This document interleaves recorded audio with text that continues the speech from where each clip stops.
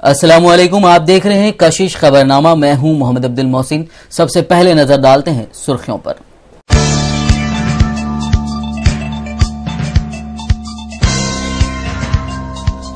ESL Narasimhan अब तेलंगाना के भी गवर्नर। सदर जमहूरिया प्रणब मुखर्जी की जानिब से एलामिया जारी।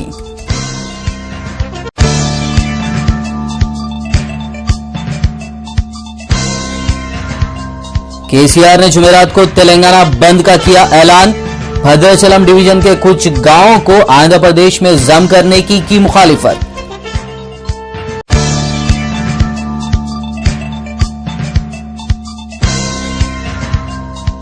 आनजहानी एनटी रामाराव को भारत रत्न अवार्ड दिलाने के लिए टीडीपी करेगी नुमाइंदगी। महानाडु से चंद्रबाबू नायडू का खिताब।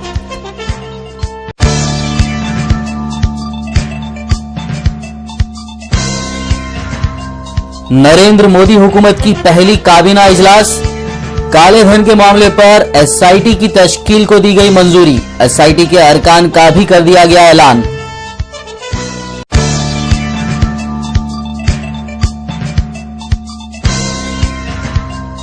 मोदी सरकार मुल्क में 100 स्मार्ट शहरों की तामीर करेगी। मरकजी वजीर शहरी तरक्कियात वेंकैया नायडू का बयान।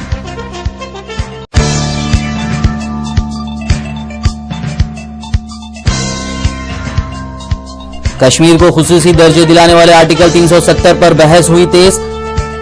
जितेंद्र सिंह के बयान पर उमर अब्दुल्ला का सख्त रद्दअमल। आरएसएस ने कहा किसी की जागीर नहीं है कश्मीर।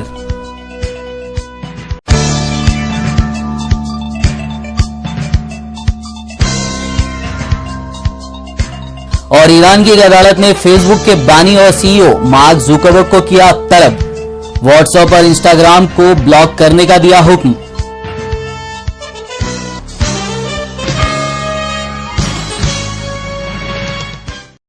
और अब खबरों की तफसील। सदर जमहूरिया प्रणब मुखर्जी ने बुध को आंध्र प्रदेश के गवर्नर ईएसएल नरसिम्हन को तेलंगाना रियासत का भी गवर्नर मुकर्रर करते हुए एलामिया जारी किया है। अब गवर्नर नरसिम्हन मुश्तरका तौर पर दोनों रियासतों के गवर्नर की हैसियत से खिदमात अंजाम देंगे। बता दें कि 2 जून को तेलंगाना का यौम तासीस है और 2 जून को तेलंगाना हिंदुस्तान की 29वीं रियासत बनकर उभरेगा। तेलंगाना के बनने वाले नए वजीर आला चंद्रशेखर राव ने जुमेरात को तेलंगाना बंद का ऐलान किया है। केसीआर ने दावा किया है कि उन्हें इत्तलात मिली है कि मरकजी हुकूमत भद्राचलम डिवीजन के कुछ गांवों को आंध्र प्रदेश के हवाले करने का फैसला करने जा रही है, लेकिन तेलंगाना की आवाम इस फैसले की सख्त मुखालिफत करेगी। उनका कहना था कि दस्तूर हिंद के आर्टिकल 3 के मुताबिक किसी भी रियासत की सरहदों की तब्दीली मुताल्लिका रियासतों के कायदीन से बातचीत के बाद ही मुमकिन है। केसीआर ने कहा कि हम पोलावरम प्रोजेक्ट के खिलाफ नहीं हैं, बल्कि इसके खदोखाल को तब्दील करने की जरूरत है। तेलंगाना के मुख्तलिफ जॉइंट एक्शन कमेटियों ने भी केसीआर के इस बंद की तायद का ऐलान किया है। सदर तेलुगु देशम एन चंद्रबाबू नायडू ने टीआरएस पर तनकीद की है। चंद्रबाबू नायडू ने आंध्र प्रदेश और तेलंगाना दोनों रियासतों को तरक्की की सिमत पर लाने का वादा भी किया है। बुध के रोज महानाडु इजलास के दूसरे दिन उन्होंने अपने खिताब में कहा कि टीआरएस के गुमराह कुन बयानात से तेलंगाना को नुकसान पहुंच सकता है। उन्होंने टीआरएस कायदीन को पोलावरम प्रोजेक्ट के मामले में गैर जरूरी बहस न छेड़ने का मशवरा दिया। उन्होंने वादा किया कि वो दोनों रियासतों की तरक्की के पाबंद हैं।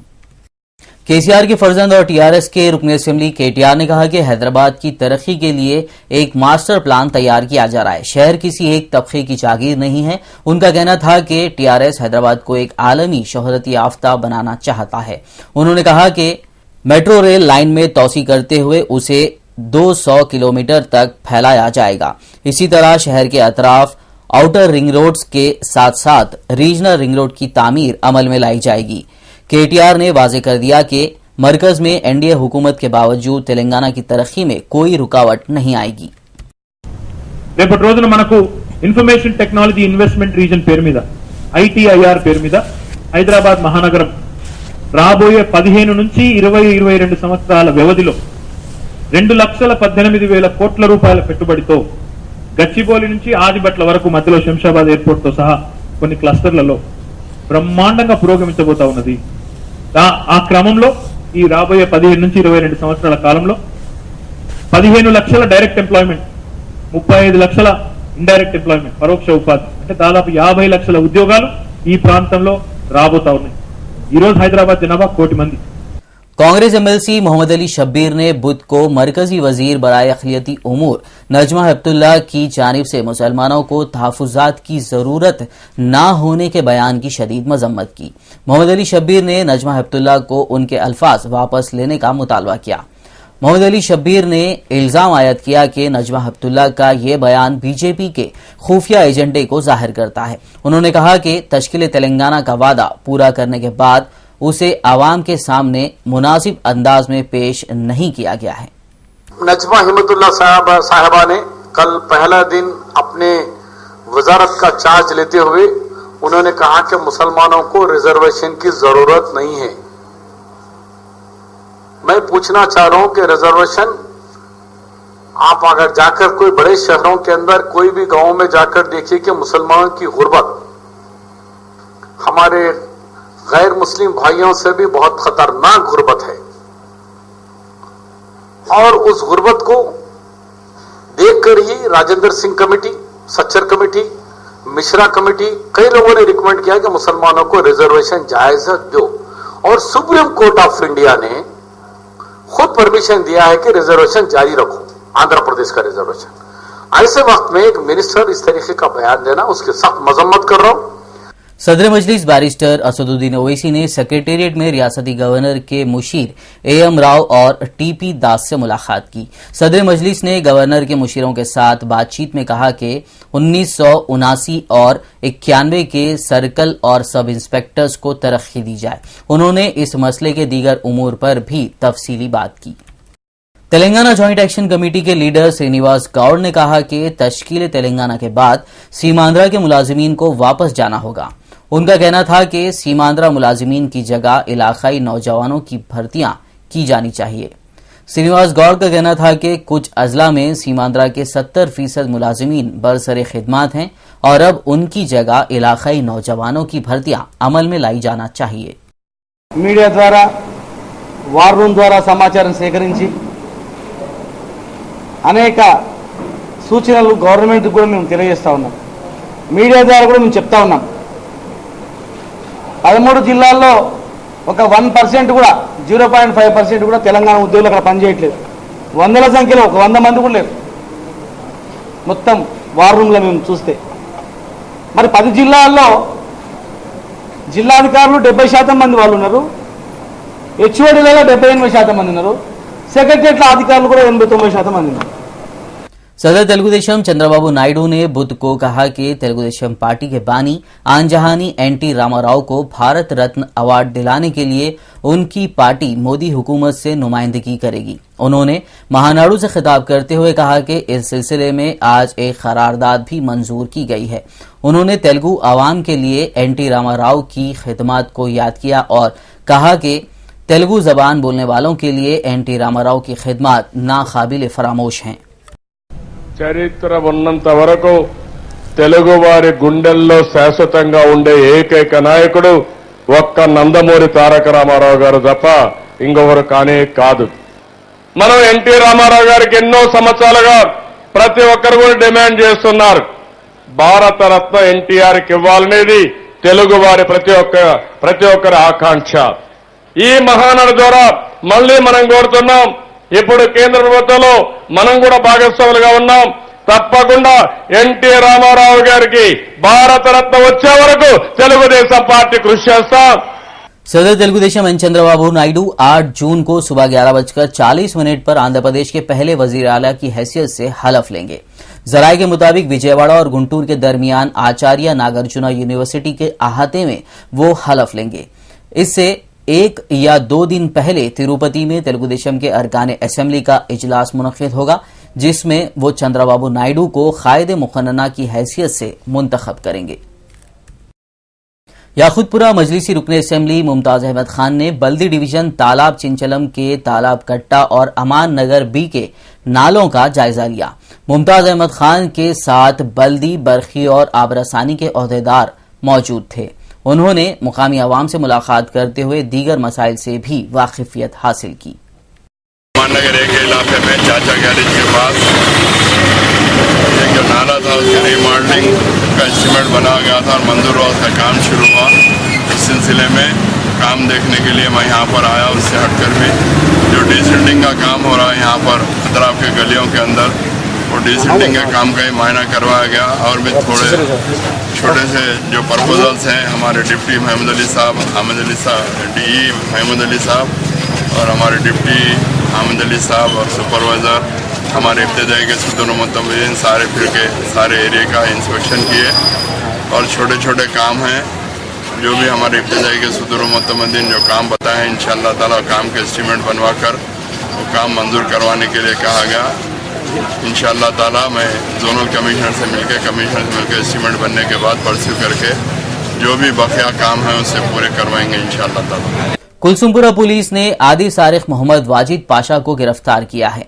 पुलिस ने मुलजिम के कब्जे से चोरी करदा 3 लाख रुपए मालियाती 6 मोटरसाइकिलें बरामद की हैं।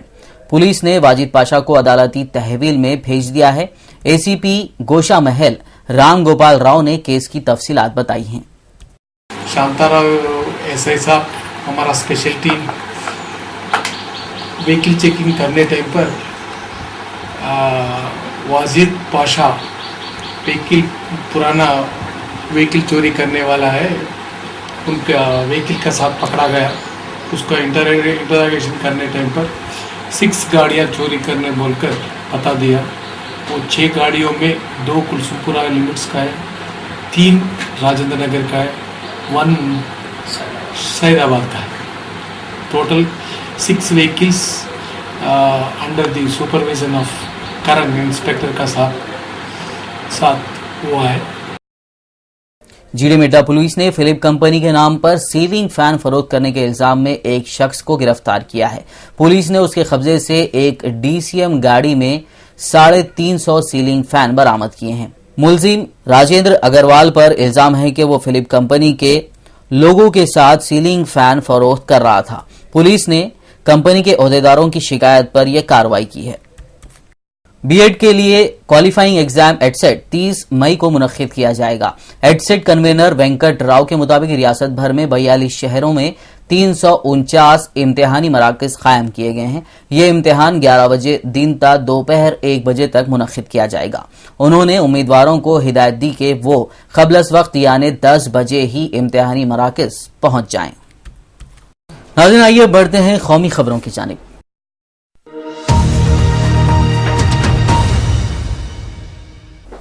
मुल्क की नौमुंतखब नरेंद्र मोदी हुकूमत के पहले काबीना इजलास में काले धन के मामले पर SIT की तश्कील की मंजूरी दे दी गई है। स्पेशल इन्वेस्टिगेशन टीम के अरकान का ऐलान भी इसी इजलास में कर दिया गया है। काबीना के इजलास के बाद हुकूमत की जानिब से टेली मवासिलात और वजीर कानून रविशंकर प्रसाद ने ये मालूमात मीडिया को दी। रविशंकर प्रसाद ने कहा कि काले धन वापस लाना हुकूमत की तरजीह है। इसके लिए काबीना की पहली मीटिंग में ही SIT की तश्कील की मंजूरी दे दी गई। उन्होंने कहा कि RBI के गवर्नर, रॉ के डायरेक्टर, IB, CBI, DRI के चीफ SIT के मेंबर होंगे। पार्लियामेंट का इजलास कब से शुरू होगा, इस बारे में रविशंकर प्रसाद ने कहा कि इस पर काबीना जल्द ही फैसला करेगी। तो मुझे तो एक आपको बताना था कि काले धन के लिए जो हमारी सरकार की प्राथमिकता और संकल्प रहा है, उसके अनुपालन में हमने ये बहुत ही उच्च स्तरीय SIT बनाई है, जिसके मेंबर, जिसके चेयरमैन और उसके वाइस चेयरमैन सुप्रीम कोर्ट के बहुत ही सम्मानीय अवकाश प्राप्त न्यायमूर्तिगण हैं और रेवेन्यू सेक्रेटरी मेंबर हैं, deputy governor reserve bank of India member हैं, डायरेक्टर इन्फोर्समेंट डायरेक्टर हैं, डायरेक्टर CBI हैं। ये सारी बातें मैंने आपको बताई। तो ये पहला निर्णय हुआ है। मुल्क की पहली खातून वजीर खारजा बनी सुषमा स्वराज ने अपना ओहदा संभाल लिया है। सुषमा ने प्रेस कॉन्फ्रेंस में कहा कि हमने पाकिस्तान को बताया कि हम पाकिस्तान के साथ अच्छे ताल्लुकात रखना चाहते हैं। पाकिस्तान के साथ मोदी ने 26/11 के मामले को भी उठाया और ट्रायल में तेजी लाने की बात कही। सुषमा ने कहा कि पाकिस्तान से कहा गया है कि अगर दहशतगर्दी जारी रही तो आगे बातचीत नहीं हो सकेगी। सुषमा ने कहा कि सार्क ममालिक के सरबराहों से मोदी की मुलाकात कामयाब रही है। हम लोगों ने पाकिस्तान से जब बात की तो ये कहा कि हम अच्छे रिश्ते चाहते हैं लेकिन अच्छे रिश्तों में जो बातचीत की बात है वो बातचीत सफल और सही तभी हो सकती है जब पहले आतंक बंद हो, जिसको प्रधानमंत्री कहते हैं कि बम धमाके की आवाज में बात की आवाज रुक जाती है, सुनाई नहीं पड़ती। इन्हीं शब्दों में उन्होंने उनसे कहा, इसलिए बम धमाके बंद हो और हम बात करें तो आवाज दोनों को सुनाई देगी, लेकिन अगर बम धमाके चलते रहेंगे तो उसमें बात की आवाज दब जाएगी। और ये बात इन्हीं अल्फाज में उन्होंने नवाज शरीफ साहब से। मरकजी वजीर शहरी तरक्यात वेंकैया नायडू ने उनकी वजारत का ओहदा संभाल लिया है। ओहदा संभालने के बाद उन्होंने कहा कि मुल्क में 100 नए स्मार्ट और महफूज शहर बसाना उनके वजारत की अवलीन तरजीह होगी। नायडू को मंगल को ही चार्ज संभालना था, लेकिन बाज अहम मसरूफियात की बिना पर वो कल ओहदा नहीं संभाल सके थे। वेंकैया नायडू ने इस दौरान कहा कि साल 2020 तक तमाम लोगों को रिहाइश फराहम करना भी उनकी तरजीहात में शामिल होगा। इसके लिए अवामी जाती शिराकत के साथ कॉरपोरेट समाजी जिम्मेदारी की भी हौसला अफजाई की जाएगी। इसके अलावा शहरियों में अवामी नक्लो हमल के निज़ाम को भी बेहतर बनाया जाएगा और मेट्रो के खिदमात की तौसी की जाएगी। अंदाजा यह है 2050 तक भारत का आधा आबादी शहरी इलाके में रहने वाले हैं। By 2050, 50% of the country's population will be urban. This is a reality. ये बहुत बड़ा चुनौती है। इसमें इस चुनौती को सामने करने के लिए हमारा मंत्रालय पूरा प्रयास करेंगे। हमारा जो प्रायोरिटी है अर्बन अपलिफ्टमेंट। मोदी हुकूमत की तश्कील के साथ ही दफा 370 का मामला गर्मा गया है। पीएमओ में वजीर ममलिकत बनाए गए डॉक्टर जितेंद्र सिंह के बयान के बाद जम्मू कश्मीर के वजीर आला उमर अब्दुल्ला ने सख्त रद्देमल जाहिर करते हुए कहा कि अगर इस मजमून को खत्म किया गया तो हम भी दिखा देंगे कि हमारा क्या रुख होगा। उमर अब्दुल्ला ने कहा कि बीजेपी हुकूमत ने दफा 370 के मामले पर उनसे कोई बातचीत नहीं की है। जितेंद्र सिंह पहली बार वजारत देखकर ये जोश में बोल गए हैं। वहीं दूसरी जानिब आरएसएस के तर्जुमान राम माधव का कहना है कि आखिर आर्टिकल 370 पर बात करने में हर्ज ही क्या है। राम माधव ने कहा कि इस मसले को सियासी रंग देने की कोशिश कोई ना करे। कश्मीर उनकी जाती जागीर नहीं है। गौरतलब है कि मंगल को जितेंद्र सिंह ने कहा था कि कश्मीर से दफा 370 हटाने पर बहस शुरू हो जानी चाहिए, जिस पर वजीर आला उमर अब्दुल्ला ने सख्त रद्देअमल जाहिर करते हुए कहा कि आर्टिकल 370 ना रहा तो जम्मू कश्मीर हिंदुस्तान का हिस्सा नहीं रह जाएगा। जबकि बीजेपी लीडर और वजीर ट्रांसपोर्ट नितिन गडकरी ने भी जम्मू कश्मीर से दफा 370 के मसाइल पर पार्टी के मौकूफ की वकालत की है। गडकरी के मुताबिक दफा 370 कश्मीर की तरक्की की राह में सबसे बड़ी रुकावट है। मैंने अपनी ओपिनियन जो है वो तो दे दी है। आर्टिकल 370 को आप तब तक हटा नहीं सकते जब तक कि आप कॉन्स्टिट्यूएंट असेंबली जो है उसको नए सिरे से कायम नहीं करते हैं। कॉन्स्टिट्यूएंट असेंबली ने जम्मू कश्मीर का जो हिंदुस्तान के साथ इल्हाक हुआ उसको जो है मंजूरी दी।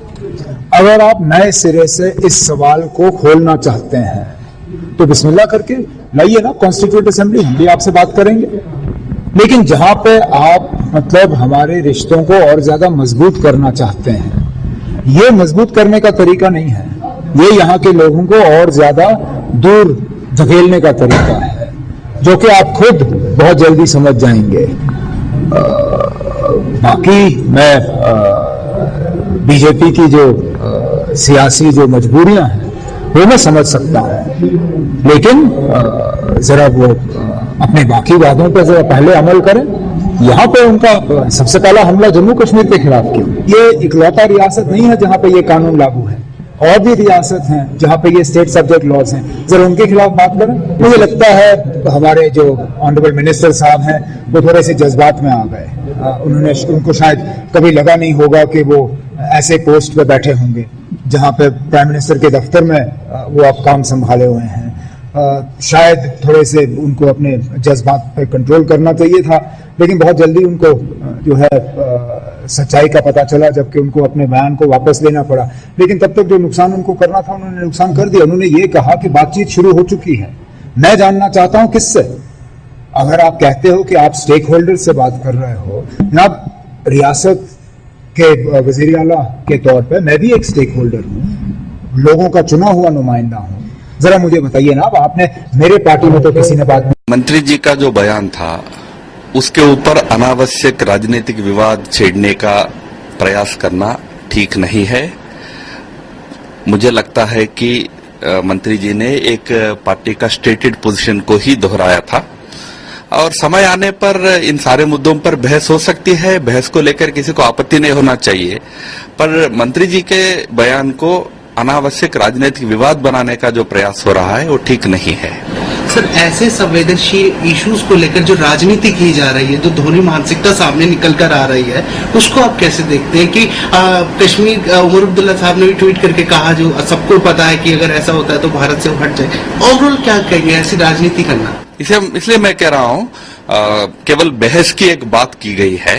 बहस करने के लिए क्या आपत्ति होना चाहिए? सबको बहस के लिए तैयार होना चाहिए। उसके ऊपर अनावश्यक धमकियां देना, ये नहीं है तो हम अलग हो जाएंगे, इस प्रकार की बयानबाजी, इसके पीछे एक राजनीतिक मकसद ही ध्यान में आता है। ये सही नहीं। जनता दल यू ने भी कश्मीर को खुसूसी दर्जा दिलाने वाले आइन की दफा 370 के बारे में दिए गए बयान की सख्त नुक्ताचीनी की है और कहा कि इस तरह के हिसास मामलात में मीडिया में ऐसा बयान नहीं देना चाहिए। पार्टी के तर्जुमान और जनरल सेक्रेटरी के.सी. त्यागी ने कहा कि नई हुकूमत को अभी ऐवान में अक्सरियत हासिल करनी है, लेकिन अभी से आइन की दफा 370 को कालेदम करने के तरीक़ेकार पर गौर व खौज करना शुरू कर दिया गया है। जो राज मंत्री उसने 370 के बारे में बोला है, वो बिल्कुल मैं उसकी घोर निंदा करता हूं। कश्मीर के साथ हमारे पुरखों का जो वचन है, उस मामले में जो बयान आया वो वाजिब नहीं है। दफा 370 के बारे में अपने बयान से तनाजे में फंस जाने वाले साइंस और टेक्नोलॉजी के वजीर ममलिकत डॉक्टर जितेंद्र सिंह ने बुध को वजाहत जारी करके इस तनाजे को यकसर बेबुनियाद करार दिया है। जम्मू कश्मीर से इलेक्शन जीत कर आए डॉक्टर सिंह ने बयान जारी करके कहा कि मीडिया में दफा 370 के सिलसिले में उनके बयान को गलत ढंग से पेश किया जा रहा है। उन्होंने मजीद कहा कि वजीर आजम के हवाले से उन्होंने कोई बात नहीं कही। ये तनाजा यकसर बेबुनियाद है। पीएमओ में जो मिनिस्टर हैं जितेंद्र सिंह, उन्होंने बहुत ही कंट्रोवर्शियल बयान दिया है और ये आग से खेलने का काम है। 370 को खत्म करने की बात करने से पहले 100 बार सोचना चाहिए। ठीक है कि भारतीय जनता पार्टी के मैनिफेस्टो में है, लेकिन इसका मतलब ये नहीं है कि अभी 2 रोज हुए सरकार बने हुए और अभी पाकिस्तान के साथ प्रधानमंत्री बातचीत कर रहे हैं और उसके बाद फौरन ही दफा 370 की बात शुरू कर दी। आप इसके नतीजे जानते हैं क्या हो सकते हैं। और मैं बता दूं आपको कि दफा 370 को खत्म करने का मतलब ये होगा कि भारत और कश्मीर के दरमियान में जो इल्हाक हुआ था, जो साथ आने की बात हुई थी, वो एक रिश्ते को जोड़ने का काम 370 ने किया है। ये एक बहुत ही कानूनी मसला है और ये आइन से जुड़ा हुआ है, यानी कॉन्स्टिट्यूशन से जुड़ा हुआ है। तो मैं समझता हूं कि भारतीय जनता पार्टी के नेताओं को इस किस्म की कंट्रोवर्सी से बाज रहना चाहिए, पहले देश की तरक्की के लिए, और जो उन्होंने वादे विकास के लिए किए हैं पहले उनकी बात करें। विकास की बजाय ये विनाश की बातें शुरू करने की जरूरत नहीं है। It is a new government headed by Mr. Modi.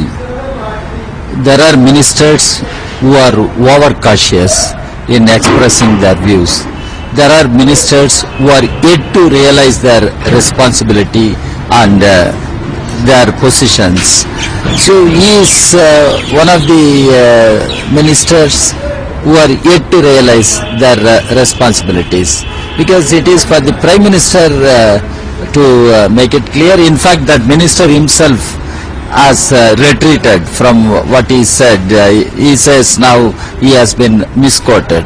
Whatever might be, the ministers must be cautious in making comments or expressing their views on very sensitive issues like Article 370 and others. मैं समझता हूं कि ये मामला बहुत ही sensitive है और इस तरह से कैजुअल वे में बात करना उसके बारे में ये उचित नहीं है और मैं समझता हूं कि कश्मीर के लोगों की भावनाओं के साथ खेलना उचित नहीं होगा और ये सरकार को समझना चाहिए इस बात को। इतना जल्दबाजी में कोई बात कह देना और जिससे गलत संदेश जाए ये उचित नहीं है। भारतीय जनता पार्टी के सदर राजनाथ सिंह ने मरकज में पार्टी की नई हुकूमत बनने के बाद आरएसएस के सरबराह मोहन भागवत से मुलाकात की। नई हुकूमत में वजारत दाखिला की जिम्मेदारी संभाल लेने के बाद राजनाथ की भागवत से ये पहली मुलाकात थी। वो सुबह तकरीबन 10:30 बजे संघ के हेडक्वार्टर्स पहुंचे। इस दौरान आरएसएस के सीनियर लीडर सुरेश सोनी भी मौजूद थे। आरएसएस लीडर राम माधव ने ट्वीट कर कहा कि राजनाथ सिंह ने सुरेश सोनी से मुलाकात की है। उन्होंने ये भी ट्वीट किया कि मुलाकात का मकसद संघ से जुड़ा है। नई हुकूमत में स्मृति ईरानी को इंसानी वसाइल की तरक्की की वजीर बनाने के वजीर आजम नरेंद्र मोदी के फैसले पर सवाल उठने बंद नहीं हो रहे हैं। स्मृति ईरानी को ग्रेजुएट भी नहीं होते हुए इंसानी वसाइल की तरक्की के वजीर जैसा ओहदा देने पर कांग्रेस लीडर अजय माकन ने मंगल को ही निशाना लगाया था, जिसके बाद कांग्रेस और बीजेपी लीडरों के दरमियान तू मैं शुरू हो गई है। वहीं बीजेपी के सीनियर लीडर रविशंकर प्रसाद ने इंसानी वसाइल की तरक्की की वजीर स्मृति ईरानी को कांग्रेस लीडर अजय माकन की तरफ से कम पढ़ा लिखा बताने को बदकिस्मती करार दिया और कहा कि स्मृति ईरानी ने राज्यसभा में अपने काम को बखूबी अंजाम दिया है और उनकी काबिलियत देखकर ही वजीर आजम ने उन्हें ये जिम्मेदारी सौंपी है। उनके गुणों के कारण ही प्रधानमंत्री जी ने उन्हें यह पद दिया है। प्रधानमंत्री जी ने अपने सारे मंत्रियों की क्षमताओं का ध्यान रख करके उनको उत्तरदायित्व दिया है। अगर कांग्रेस की ओर से यह टिप्पणी आई है तो मैं कहूंगा बहुत दुर्भाग्यपूर्ण है। ये बात सही है, वो अंडर ग्रेजुएट है और एजुकेशन का जो डिपार्टमेंट है, एजुकेशन की जो मिनिस्ट्री है, इसके अंदर बहुत ही सीरियस थॉट वाले लीडर की जरूरत है। लेकिन स्मृति ईरानी जिन्होंने कॉलेज में दाखिला लेने के बाद ग्रेजुएशन करना भी अपनी प्रायोरिटी में शामिल नहीं किया, जिनको एजुकेशन को हासिल करना जिनकी प्रायोरिटी शायद नहीं रही, वो आज एजुकेशन मिनिस्टर पूरे देश की बनेगी। तो इस तरह की बातें तो होंगी। स्मृति ईरानी एचआरडी मिनिस्टर बनी, उसमें कांग्रेस ने कहा था कि जो उनका पोर्टफोलियो है और उनका बायोडाटा देखा है तो वो नॉन ग्रेजुएट है। इस तरह की टिप्पणी की जाए। देखिए, जहां तक देश में जो शिक्षा मंत्री आज उसका नाम ह्यूमन रिसोर्सेज हो गया है, तो हमेशा वैसे लोग हुए हैं जो ज्यादातर स्कॉलर रहे हैं या शिक्षा जगत में उन्होंने अपना एक स्थान बनाया था। यहाँ तक कि भाजपा में भी मुरली मनोहर जोशी जी थे जो बनारस हिंदू विद्यालय के वो एक माने हुए और बहुत सीजन्ड व्यक्ति थे। तो इसीलिए उनकी तुलना उनसे की जा रही है कि इतना बड़ा विभाग और जिनको कोई अनुभव नहीं है उनको पर इतनी बड़ी जिम्मेदारी देना कहां तक उचित है। देखिए, कांग्रेस पार्टी के मित्रों को तो हम बिना मांगी सलाह यही दे सकते हैं कि इतनी करारी हार के बाद जिस तरह से देश की जनता ने जनादेश दिया है और जनादेश के साथ साथ कांग्रेस पार्टी के खिलाफ जिस तरह से जनता का आक्रोश और क्रोध दिखा है, उसके बाद अहंकार और अराजकता छोड़ करके उन्हें आत्मचिंतन करना चाहिए। इनका जो अहंकार और अराजकता थी उसके नतीजा हुआ कि आज कांग्रेस सिमट करके सिकुड़ करके रह गई है और उसके बावजूद भी रस्सी जल गई और बल अभी भी नहीं गया। अभी भी उसी तरह का अहंकार, उसी तरह की अराजकता और उसी तरह के अपशब्द। तो निश्चित तौर से कांग्रेस को इस बात को बिना मांगी सलाह मेरी यही है कि इस बात को फिर से एक बार सोचे, आत्मचिंतन करें और आत्मचिंतन करने के बाद जनादेश का सम्मान करें। अनर्गल, बेबुनियाद और बेतुके बयानों और बेतुकी बातों से बाज आए। कांग्रेस लीडर अजय माकन की तरफ से मोदी की काबीना पर निशाना लगाने के बाद अब कांग्रेस के सीनियर लीडर दिग्विजय सिंह ने भी हमला बोला है। दिग्विजय सिंह ने मोदी की काबीना पर सवाल उठाते हुए पूछा है कि फसादात के मुल्जिमान में से एक मुल्जिम को वजीर बनाकर क्या पैगाम दिया जा रहा है। मोदी ने फसादात के मुल्जिम को वजीर क्यों बनाया। दिग्विजय सिंह ने अपने ट्वीट में लिखा, मोदी वुज़रा में संजीव बलियान को वजीर बनाया गया है, जो हाल ही में हुए फसादात के मुल्जिमान में से एक हैं। फसादात के मुल्जिम को वजीर बनाने का क्या पैगाम है। संजीव बलियान को मोदी वुज़रा में रियासती वजीर ज़राअत का दर्जा दिया गया है। नाज़रीन, आइए बढ़ते हैं बैनुल अक़वामी खबरों की जानिब।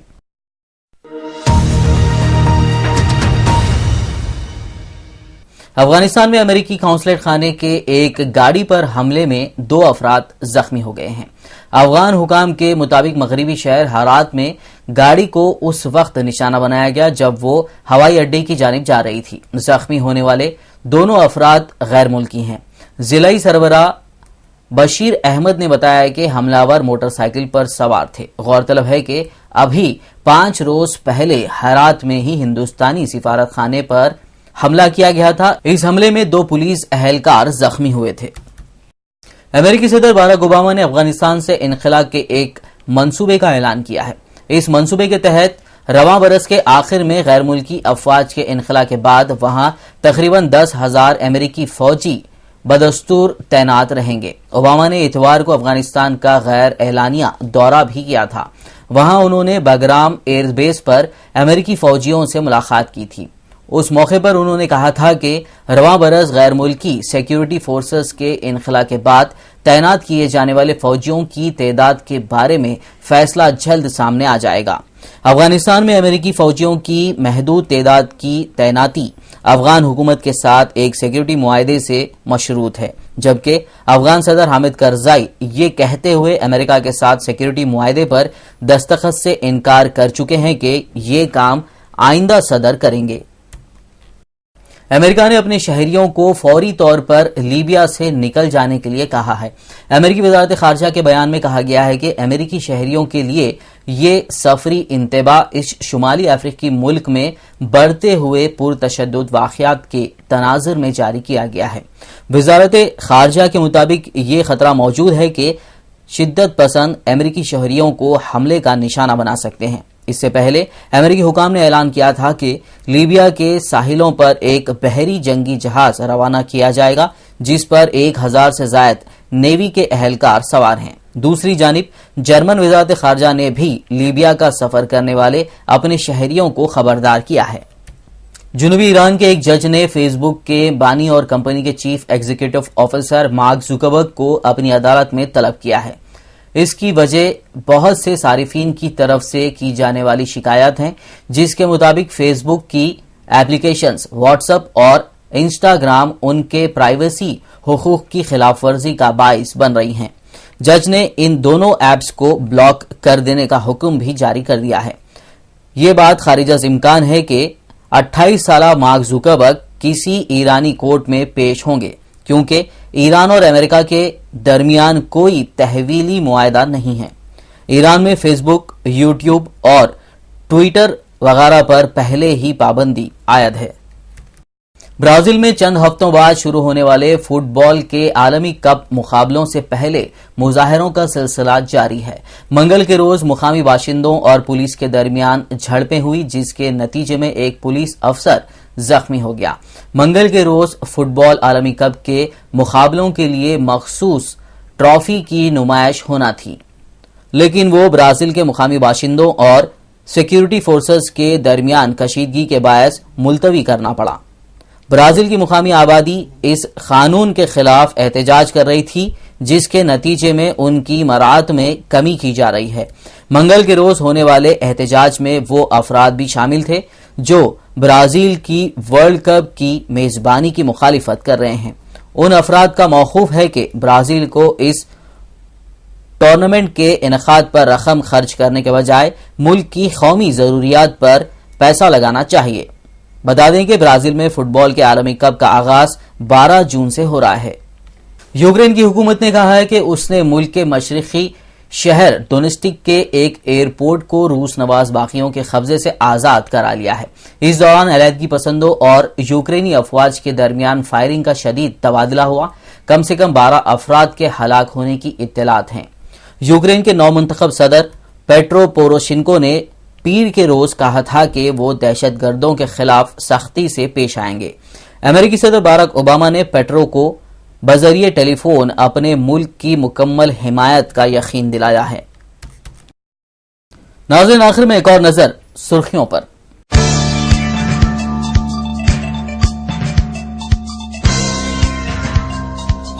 ESL नसीमन अब तेलंगाना के भी गवर्नर। सदर जमहूरिया प्रणब मुखर्जी की जानिब से एलामिया जारी।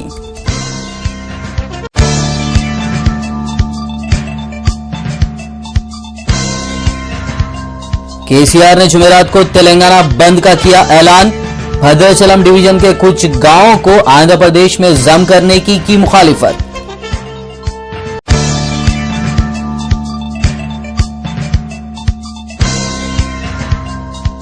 आन जहानी एनटी रामाराव को भारत रत्न अवार्ड दिलाने के लिए टीडीपी करेगी नुमाइंदगी। महानाडु से चंद्रबाबू नायडू का खिताब।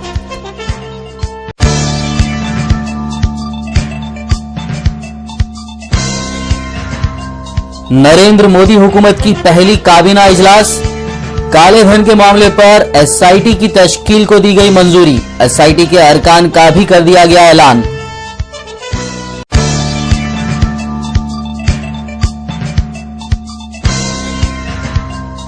मोदी सरकार मुल्क में 100 स्मार्ट शहरों की तामीर करेगी। मरकजी वजीर शहरी तरक्कियात वेंकैया नायडू का बयान।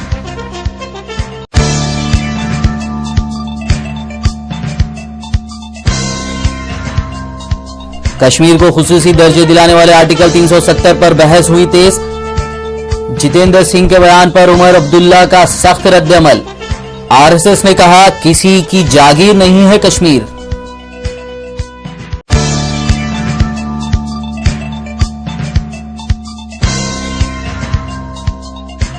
और ईरान की एक अदालत ने फेसबुक के बानी और सीईओ मार्क जुकरबर्ग को किया तलब।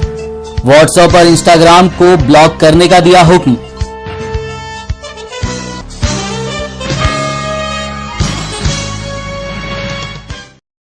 इसी के साथ ये खबरनामा इख्तिताम को पहुंचा। मिलते हैं अगले खबरनामे में, तब तक के लिए देखते रहिए उर्दू टीवी। अल्लाह हाफिज।